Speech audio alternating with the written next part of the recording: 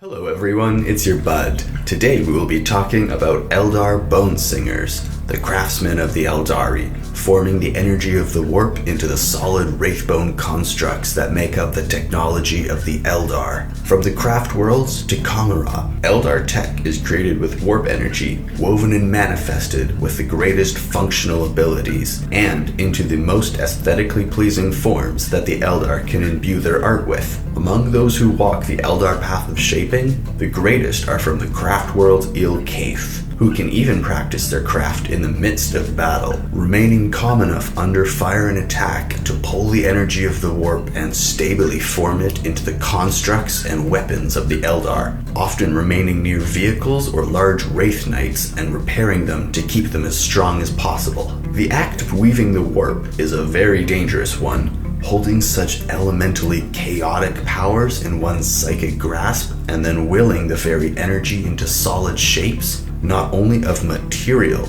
but of specific elements needed to make weapons, jetpacks, displays, armor, and all manner of technical complex factors like energy distribution, gravity manipulation, psychic enhancement, or whatever specific function the tool being created needs to have. To form a weapon that can fire, a jetpack that can make one fly, or a tool to psychically enhance their kin is an incredible skill held by almost no others in the galaxy of 40k. Almost no others. I will briefly touch on the abilities of another race who can manifest warp energy into functioning weapons, ships, or psychic enhancers for their kin as well. The Orcs. The abilities granted to them by Gork and Mork allow them to do this very thing. Or perhaps the ability was given to them by their creators, the Old Ones, in their previous form, the Krorks. And Gork and Mork are just psychic manifestations of the Orcs' power and show that they can do many things, not only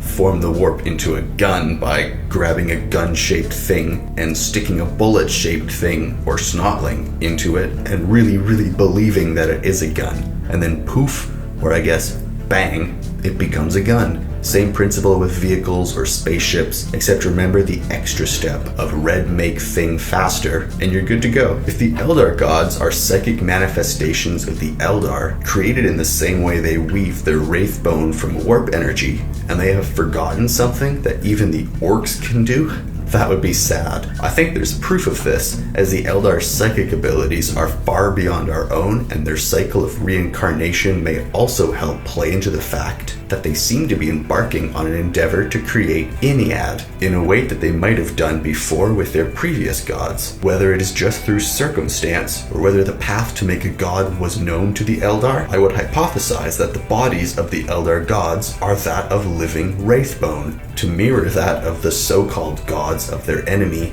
the Necrons. The Catan, the gods of those Necrons, were made bodies of living metal by the Necrons, and though I know little of this, I know that the technology existed, and whether or not the living metal was once again created by yet another warp-fused substance is not something I know, but I think it is, just the way that they made living metal, and the warp would be a good fit for that. So there are Orcs, and possibly Necrons who have also learned to bone sing, although without the form of the Eldar Wraithbone. Or is it that the Eldar focus so heavily on aesthetics that the myriad of possibilities for how warp-formed substance like Wraithbone can look is just too much for the overpowered and hyperactive emotions of the Eldar, having such endless forms of aesthetics being too chaotic for their culture?